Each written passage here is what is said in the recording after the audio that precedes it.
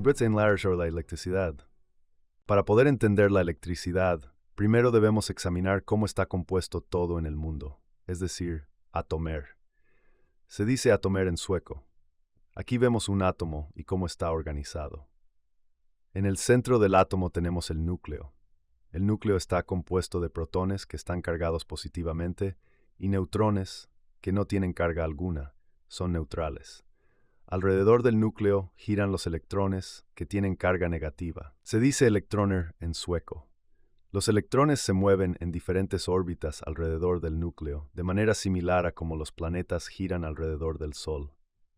Es importante entender que un átomo en su estado natural es sin carga o neutral. Esto significa que tiene el mismo número de protones positivos en el núcleo que electrones negativos que giran a su alrededor. Se neutralizan mutuamente sus cargas. ¿Pero por qué es esto importante para la electricidad? Pues la electricidad trata en gran medida sobre lo que sucede cuando los electrones no están equilibrados. Pueden empezar a moverse y ese movimiento es lo que llamamos corriente eléctrica. Entraremos en ese tema más adelante, pero para comprender la electricidad, primero debemos entender las partes fundamentales del átomo. Entonces, ¿qué sucede cuando la cantidad de electrones no está en equilibrio? Si un átomo tiene demasiados electrones, adquiere una carga negativa. Esto significa que hay un exceso de partículas cargadas negativamente, electrones. Por otro lado, si un átomo tiene muy pocos electrones, adquiere una carga positiva. Esto implica que hay un déficit de partículas negativas, lo que hace que los protones positivos en el núcleo dominen. Las cargas diferentes, es decir, positivo y negativo, siempre tienden a equilibrarse. Se atraen entre sí, ya que las cargas opuestas se atraen. Cuando ocurre esto, los electrones se desplazan desde un lugar con demasiados electrones hacia un lugar con muy pocos. Ese movimiento de electrones es lo que genera la corriente eléctrica. Así, cuando los electrones se mueven de un lugar a otro, es precisamente lo que llamamos electricidad o corriente eléctrica. Ahora que entendemos cómo funcionan las diferentes cargas, podemos observar un ejemplo muy poderoso de descarga eléctrica, la tormenta eléctrica. En una nube de tormenta, podemos tener una zona que acumula demasiados electrones y se carga negativamente. Al mismo tiempo, otra zona, ya sea en otra nube o en el suelo, puede tener muy pocos electrones y cargarse positivamente.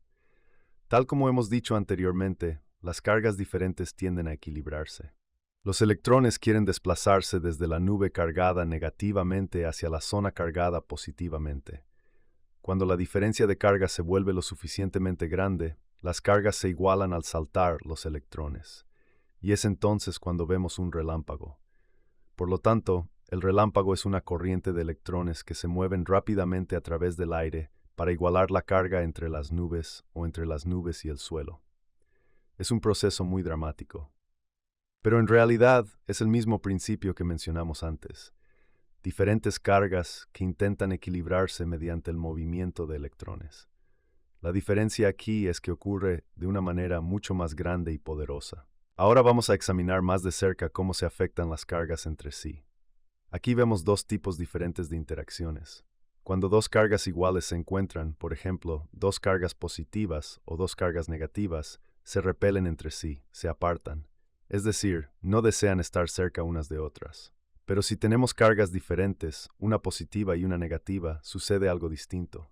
Se atraen entre sí, se jalarán mutuamente. Este es el mismo principio que vimos en el relámpago, donde los electrones con carga negativa fueron atraídos hacia una carga positiva en otro lugar. Son estas fuerzas, atracción y repulsión, las que juegan un papel importante en cómo funciona la electricidad. Por eso, los electrones pueden moverse a través de un circuito, ya que son atraídos por la carga positiva o repelidos por otra carga negativa. Recuerda, cargas iguales se repelen y cargas diferentes se atraen. Es un principio sencillo pero muy importante cuando hablamos de corriente eléctrica y de cómo funcionan los circuitos eléctricos. Ahora vamos a hablar sobre un fenómeno que todos hemos experimentado alguna vez, la electricidad estática. Un ejemplo de electricidad estática es cuando te peinas. Cuando pasas el peine por tu cabello, los electrones se transfieren del cabello al peine. Esto significa que el peine acumula electrones y se carga negativamente, mientras que el cabello pierde electrones y por lo tanto se carga positivamente. ¿Qué sucede entonces? Pues, dado que el cabello ahora tiene una carga positiva, los mechones se repelen entre sí. Recuerda que hablamos de que las cargas iguales se repelen, es decir, se apartan. Por eso tu cabello se erige y cada mechón quiere mantenerse alejado de los demás. Otro ejemplo de electricidad estática es cuando frotas un globo contra un suéter. Los electrones se trasladan del suéter al globo, lo que hace que el globo se cargue negativamente y el suéter positivamente. Luego, cuando acercas el globo al suéter, observamos que el globo se adhiere, ya que las cargas diferentes, positiva y negativa, se atraen.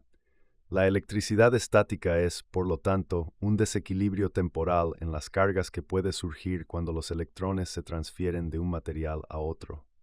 Es el mismo principio del que hablamos anteriormente, pero aquí lo vemos en un ejemplo cotidiano. Ahora vamos a hablar sobre dos conceptos importantes en la electricidad: conductores e aislantes.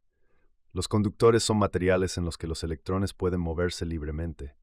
Tienen electrones libres que no están fuertemente ligados a los núcleos atómicos. Un buen ejemplo de un conductor son los metales, como el cobre o el aluminio. Estos se utilizan en las líneas eléctricas, ya que permiten que los electrones fluyan fácilmente a través de ellos y, por lo tanto, pueden conducir corriente eléctrica. Si observamos la estructura metálica a la derecha, vemos que los átomos metálicos comparten sus electrones. Estos electrones pueden moverse libremente entre los átomos, lo que convierte al metal en un buen conductor de electricidad.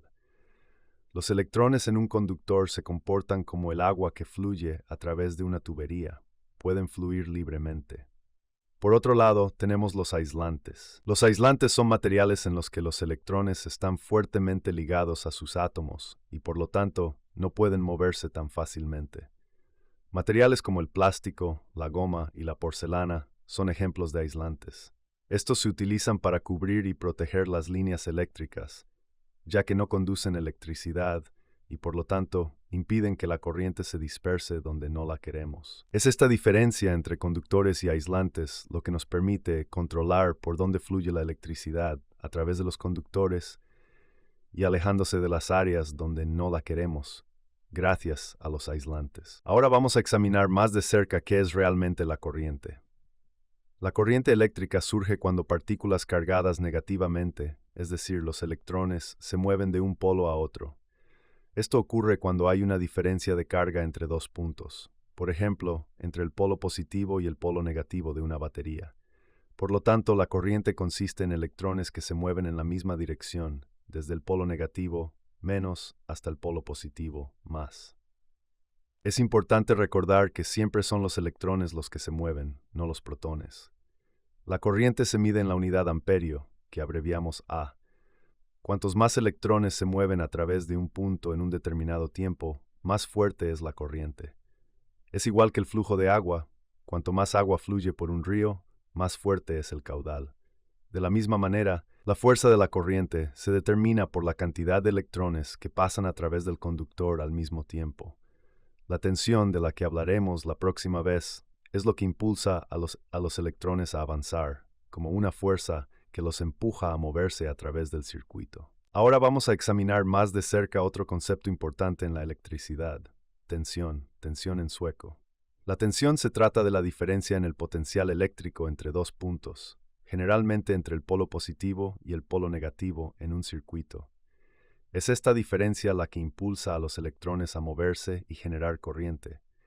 Puedes pensar en la tensión como la diferencia de altura entre dos puntos en una colina. Cuanto mayor sea la diferencia de altura, más fluirá el agua por la colina.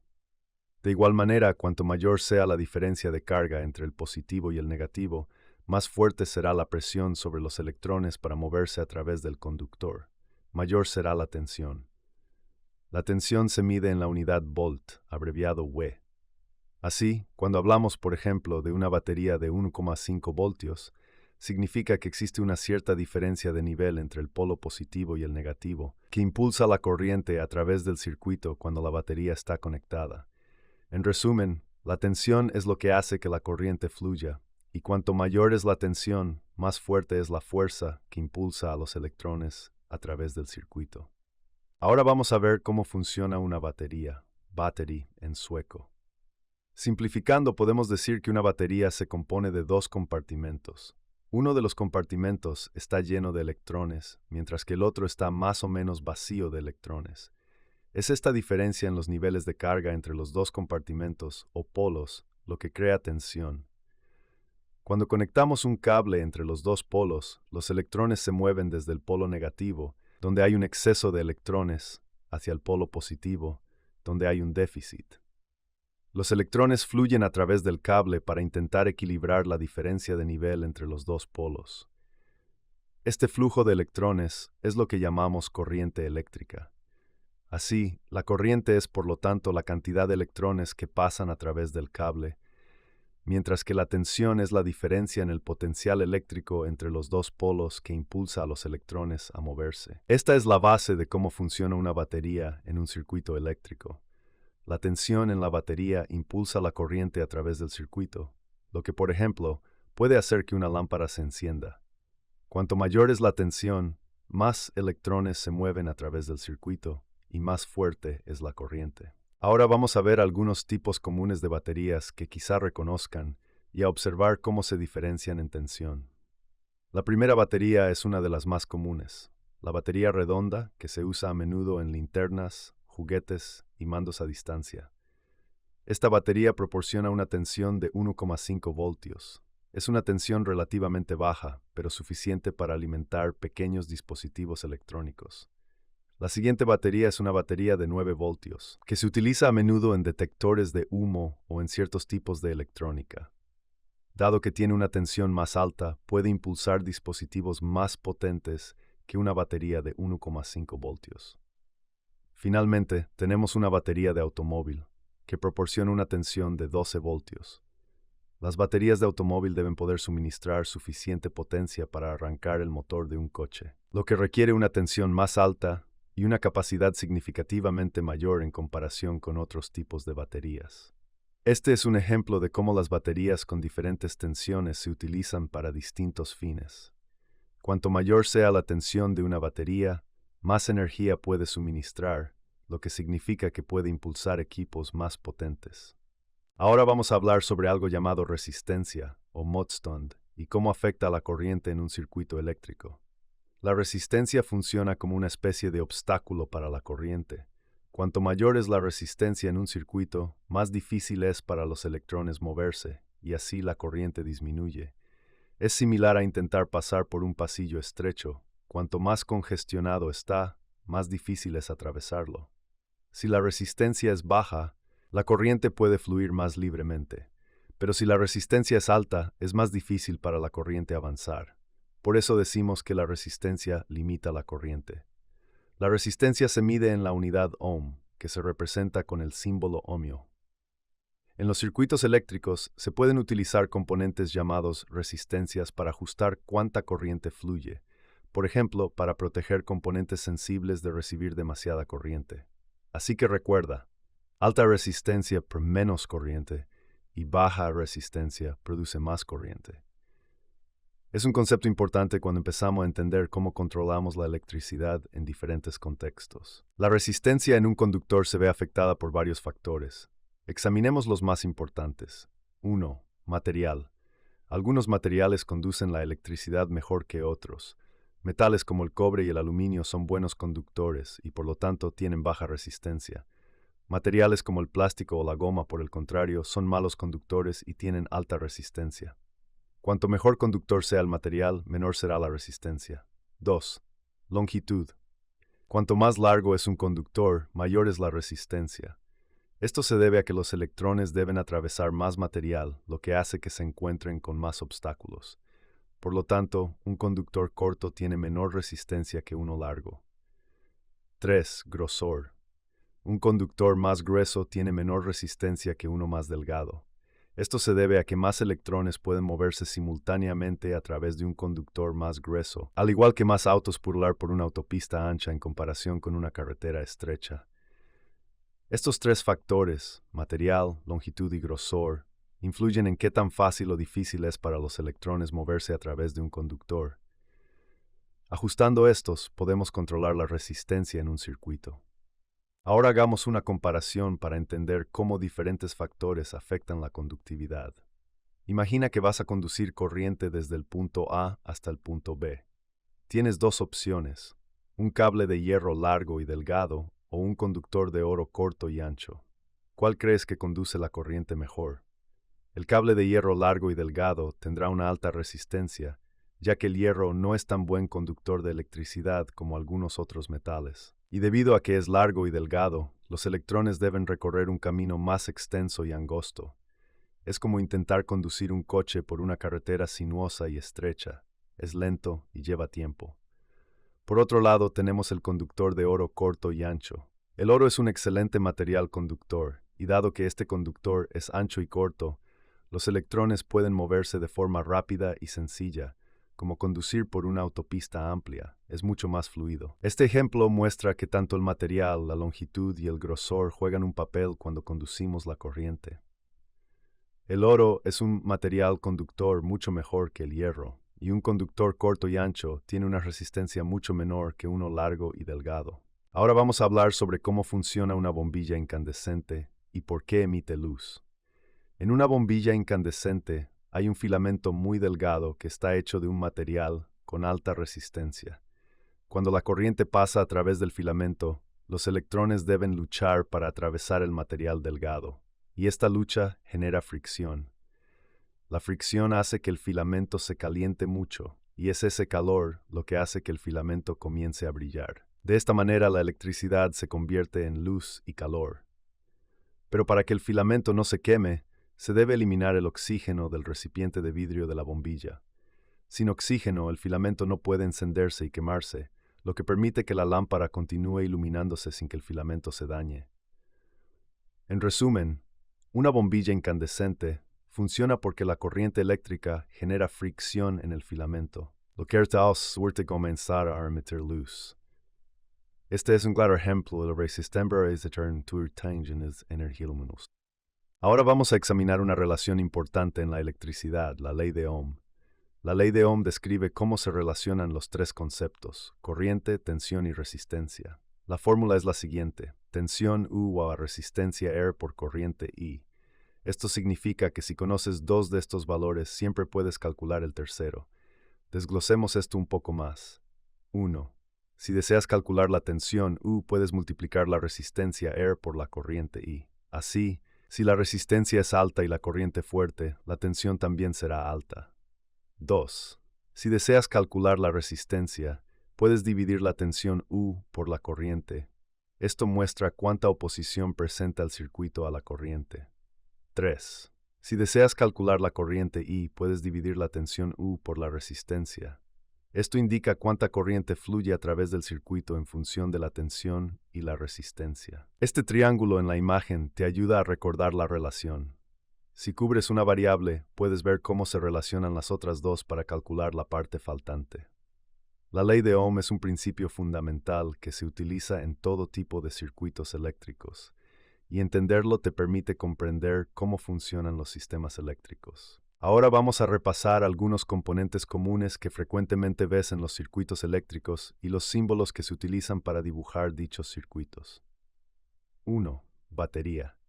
La batería es la fuente de energía que impulsa el circuito. El símbolo para una batería consta de dos líneas, donde la línea más larga representa el polo positivo y la línea más corta representa el polo negativo. 2. Lámpara. La lámpara se enciende cuando la corriente pasa a través de ella. El símbolo de una lámpara se asemeja a un círculo con una cruz en su interior. Este símbolo se utiliza para mostrar dónde está ubicada la lámpara en el circuito. 3. Interruptor. El interruptor se utiliza para encender o apagar un circuito. Cuando el interruptor está cerrado, encendido, la corriente puede fluir a través del circuito, y cuando está abierto, apagado, el circuito se interrumpe. El símbolo de un interruptor se asemeja a una línea con un ángulo, que puede estar cerrado o abierto. 4. Resistor. El resistor motstond limita la corriente en el circuito. El símbolo de un resistor es un rectángulo. Los resistores se utilizan para proteger los componentes o para controlar cuánta corriente fluye. 5. Amperímetro. El amperímetro se utiliza para medir la corriente en un circuito. El símbolo de un amperímetro es una A dentro de un círculo. Se coloca en serie en el circuito para medir cuánta corriente fluye a través de él. 6. Voltímetro. El voltímetro mide la tensión entre dos puntos en un circuito. El símbolo de un voltímetro es una W dentro de un círculo. Se coloca en paralelo con los componentes donde deseas medir la tensión. Reconociendo estos símbolos puedes comprender y dibujar circuitos eléctricos fácilmente. Ser capaz de interpretar estos es un paso importante para entender cómo funcionalidad en la práctica. Ahora vamos a hablar sobre cómo dibujar circuitos eléctricos, algo que se llama esquema de conexiones. A la izquierda vemos un circuito abierto. Aquí vemos que el interruptor está abierto, lo que significa que el circuito está incompleto y no puede fluir corriente. Debido a que la corriente no puede fluir, la lámpara no se enciende. A la derecha vemos un circuito cerrado. Aquí el interruptor está cerrado, lo que significa que el circuito está completo y la corriente puede fluir desde el polo positivo hasta el polo negativo de la batería. Cuando la corriente fluye a través del circuito, también pasa por la lámpara y la hace brillar. Es importante notar que siempre dibujamos la dirección de la corriente desde el polo positivo hasta el polo negativo. Incluso si sabemos que los electrones en realidad se mueven en sentido contrario. Este es un estándar que utilizamos para facilitar la comprensión al dibujar e interpretar esquemas de conexiones. Al entender estos símbolos básicos y cómo un circuito puede estar abierto o cerrado, podemos empezar a comprender cómo la electricidad fluye a través de diferentes circuitos eléctricos. Ahora vamos a hablar sobre la conexión en serie y cómo afecta a los circuitos eléctricos. A la izquierda vemos una conexión en serie de lámparas. Aquí todas las lámparas están conectadas en el mismo circuito. Si tienes una conexión en serie, como por ejemplo en una iluminación navideña, y una de las lámparas se quema, se interrumpe todo el circuito y todas las lámparas se apagan. Esto se debe a que la corriente debe poder fluir a través de cada componente para que el circuito esté completo. Si una lámpara falla, la corriente ya no puede pasar. A la derecha vemos una conexión en serie de baterías. Cuando las baterías se conectan en serie, se suma la tensión de cada una. Si, por ejemplo, tienes dos baterías de 1,5 volt cada una, la tensión total será de 3 voltios. La mayor tensión hace que la lámpara brille más intensamente. En resumen, la conexión en serie es un método en el que los componentes están conectados uno tras otro en el mismo circuito. Cuando conectamos lámparas en serie, todo el circuito se ve afectado si una lámpara falle. Pero cuando conectamos baterías en serie, obtenemos una tensión true time, lo que puede mover el circuito. Ahora vamos a examinar otro tipo de conexión llamado conexión en paralelo. A la izquierda vemos una conexión en paralelo de lámparas. Aquí cada lámpara está conectada en su propio circuito, en paralelo con las demás lámparas. Si una lámpara falla en una conexión en paralelo, las otras lámparas continúan encendidas, ya que tienen sus propios circuitos y no dependen unas de otras para recibir corriente. Por eso la conexión en paralelo se utiliza, por ejemplo, en la iluminación doméstica.